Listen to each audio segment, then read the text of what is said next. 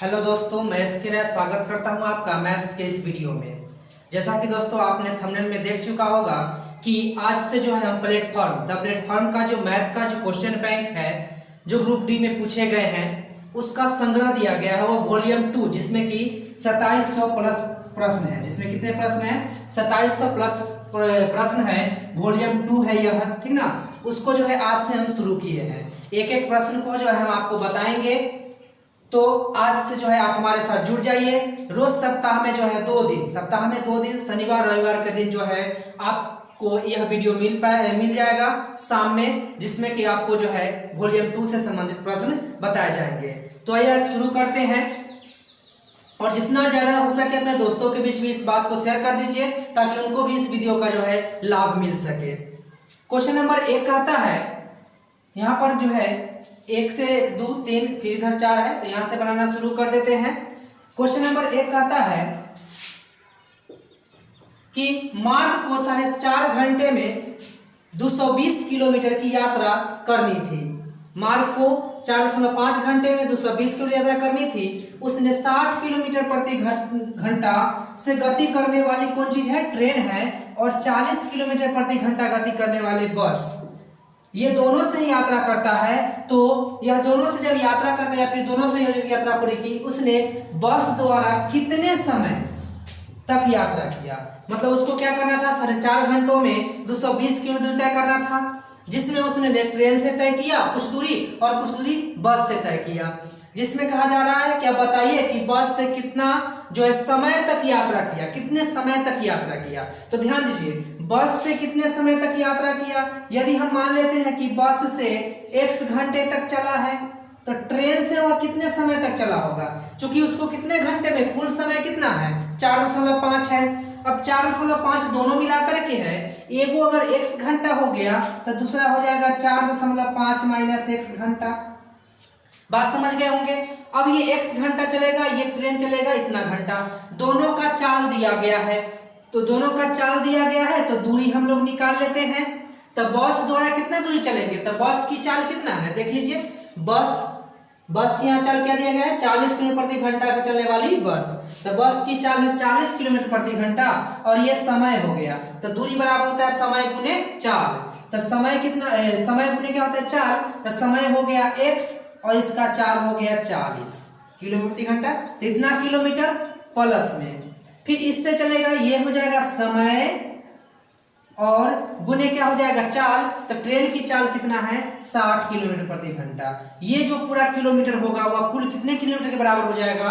तो 220 किलोमीटर के बराबर हो जाएगा।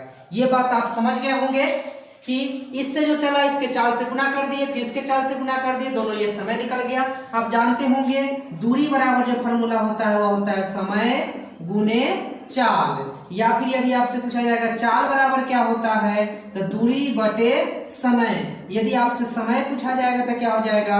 दूरी बटे क्या हो जाएगा? चाल हो जाएगा। तो इन फॉर्मूला को भी आप जो है ध्यान में रख लीजिएगा उतार करके। तो इसको आगे जब हम लोग हल करते हैं तो देखिए ये 40 गुने x क्या हो जाएगा? 40x हो जाएगा। प्लस इसको गुना कर दीजिए, दशमलव से 0 खत्म हो गया। 6 × 5 = 30 के 0 हासिल 3, 6 × 24 और 3 = 27, 270 आ गया। फिर माइनस 60x बराबर क्या हो गया? 220। अब यहाँ ध्यान दीजिए, ये घट कर कितना बचेगा? माइनस 20x बचेगा। क्या? माइनस 20x बचेगा, माइनस 20x। अब ये उधर चला जाएगा, 220 माइनस 270 कितना बचेगा? माइनस 50। ये से कट जाएगा और ये से ये कट जाएगा, और 2 दूनी 5 कट जाएगा। तो x का जो वैल्यू हो गया वो हो गया 2.5, यह घंटा में आ गया। तो ये हो गया आपका, जो आप समझ गए होंगे कि x बराबर के क्या घंटा हो गया? तो 2.5 घंटा हो गया, 2.5 घंटा हो गया। तो इस तरह से ऑप्शन नंबर सी जो है इसका आंसर हो जाएगा 2 घंटा 30 मिनट। ये आप आसानी से समझ गए होंगे। तो बस द्वारा कितना समय तक दूरी तय किया? तो 2.5 घंटे तक दूरी तय किया। तो इसको नोट कर लीजिएगा। फिर हम क्वेश्चन नंबर 2 को आपको बताते हैं। क्वेश्चन नंबर 2 देख लीजिए। क्वेश्चन नंबर 2 कहता है एक कंपनी परिचालन लागत नीचे दी गई है। ये देखिए लागत दिया गया है 2 वर्ष में, 2016 का और 2017 का।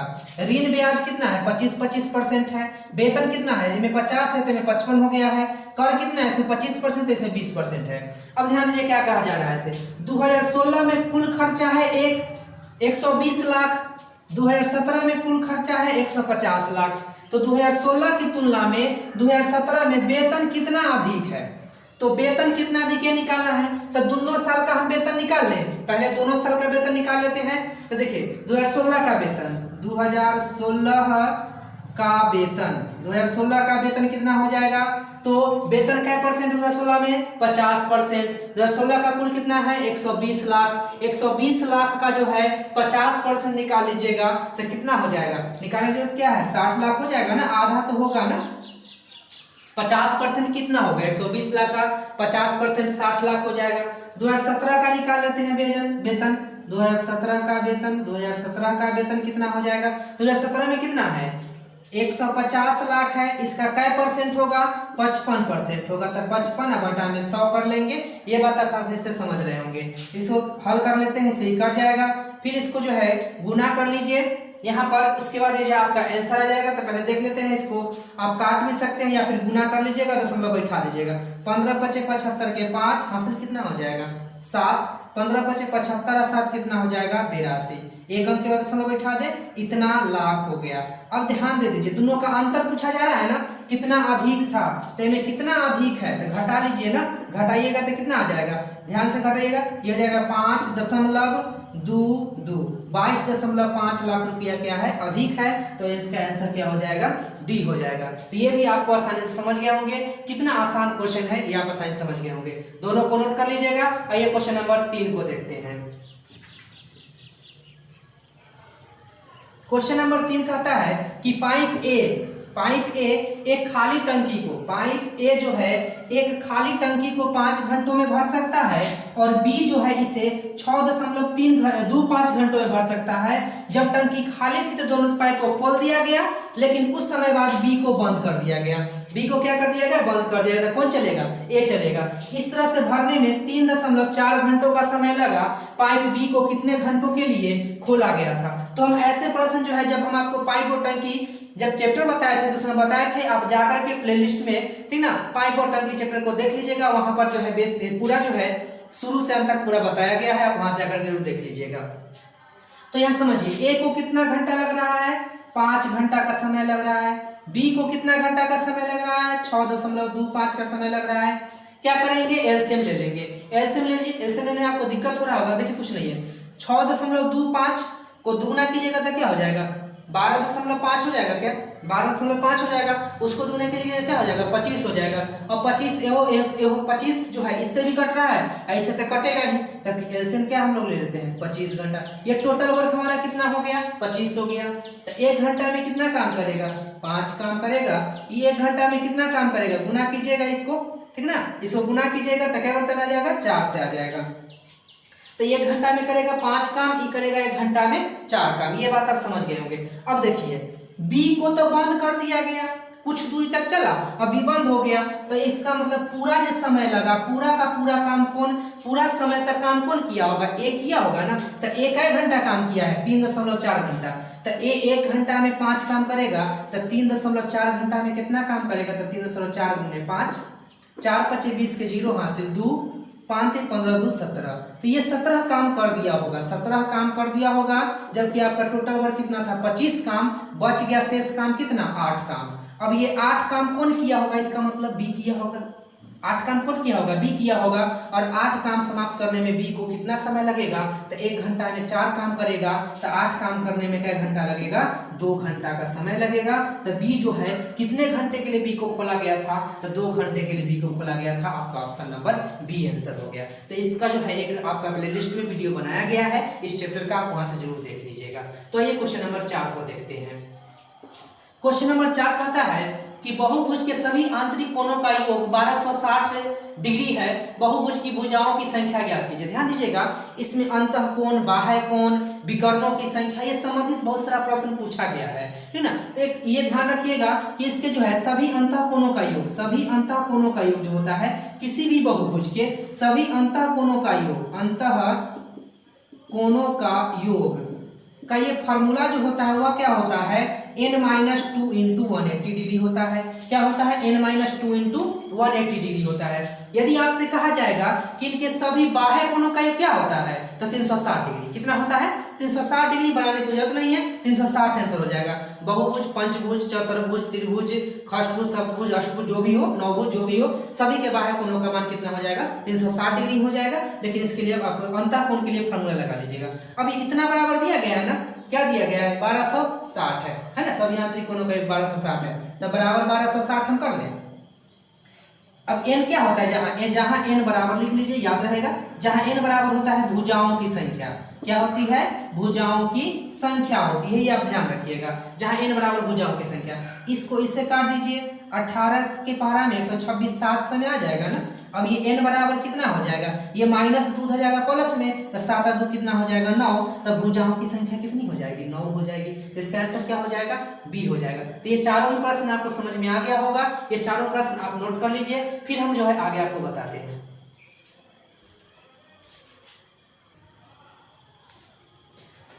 तो आइए अब देखते हैं क्वेश्चन नंबर 5 को।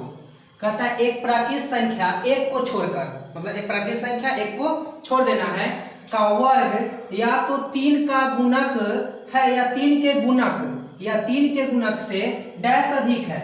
मतलब कि कहना चाह रहा है क्वेश्चन कि कोई भी प्राकृत संख्या का जो वर्ग होगा वह जो है या तो 3 से कटेगा या नहीं तो 3 के गुणक से कितना अधिक होगा, ठीक ना। तो ध्यान दीजिए, जैसे अगर समझने का हम प्रयास करें, जैसे एक को छोड़ कर तो 2 से लेना शुरू करते हैं, तो 2 के स्क्वायर क्या होगा 4 होगा।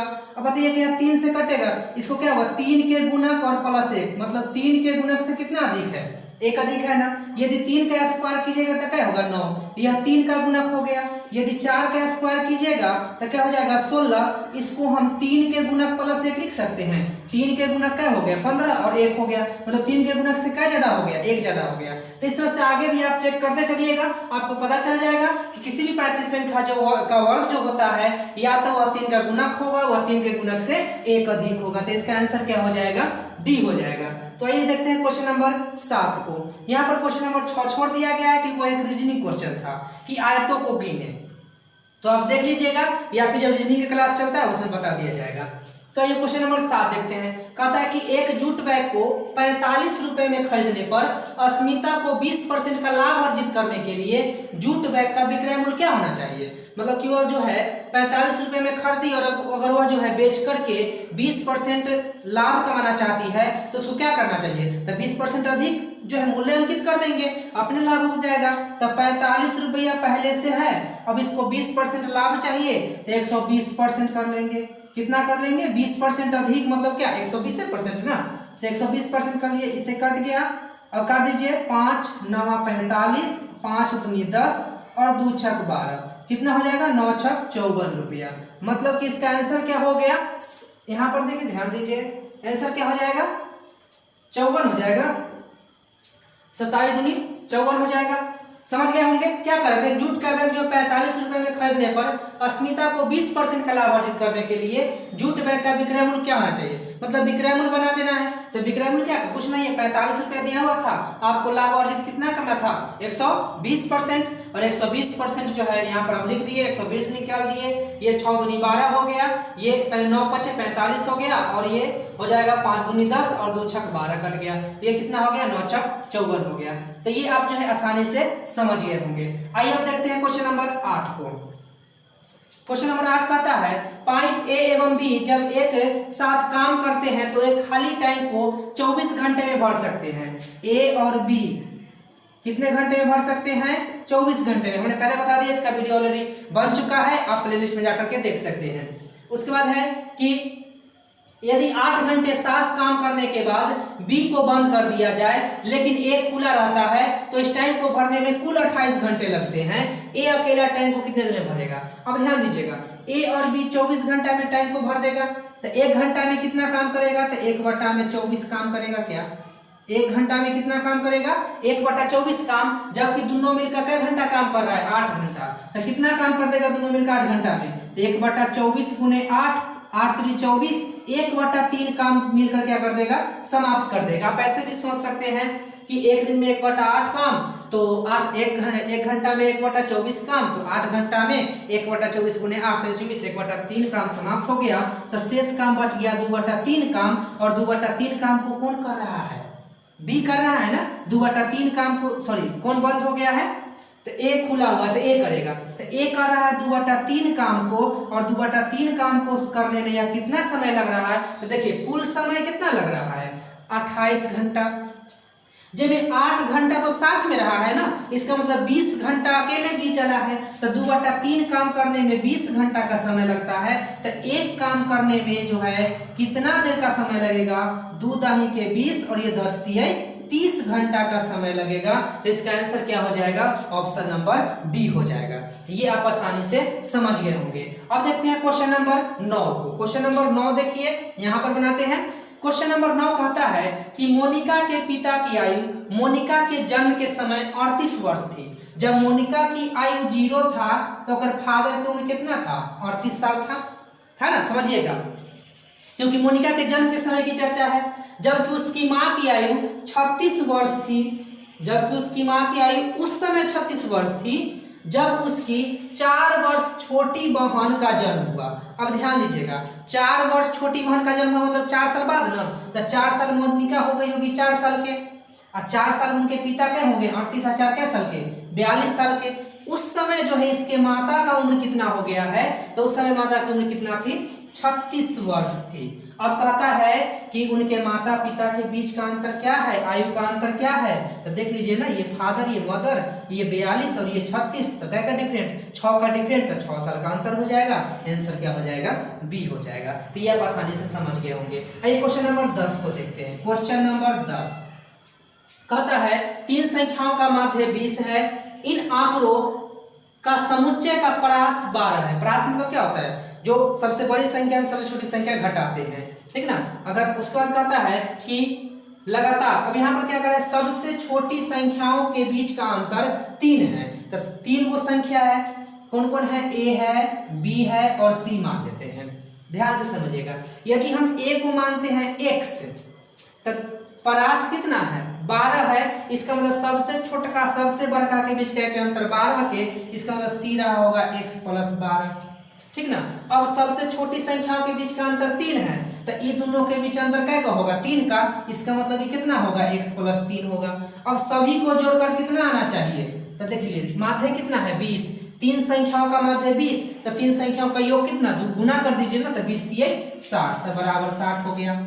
इसको कर दीजिए हल, 1 2 3 को x हो गया, तो 3x, ये 12 और 3 कितना हो गया, 12 और 3 क्या हो गया 15, तो बराबर हो जाएगा 60 - 15। 60 में से 15 घटा लेंगे तो x बराबर कितना हो जाएगा, जैसे 60 में से 15 घटेगा तो क्या 45, और 45 में 3 से भाग देंगे तो क्या हो जाएगा, 15 हो जाएगा। तो जो सबसे छोटी संख्या a होगा वह क्या हो जाएगा, 15 हो जाएगा।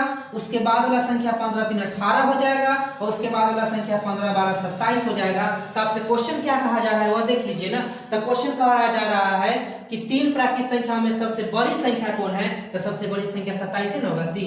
तो 15 और 12 27, इसका आंसर क्या हो जाएगा, ए हो जाएगा।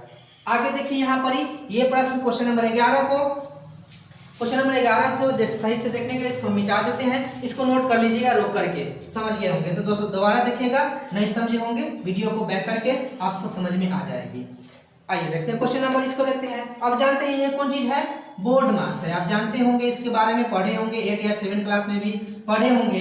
तो इसमें आप जानते हैं कि सबसे पहले जो होता है ब्रैकेट की क्रिया होती है, और ब्रैकेट में सबसे पहले क्या होता है, छोटी ब्रैकेट स्मॉल होगा, फिर मिडिल हो जाएगा, और फिर बड़ी ब्रैकेट का क्रिया हो जाएगा।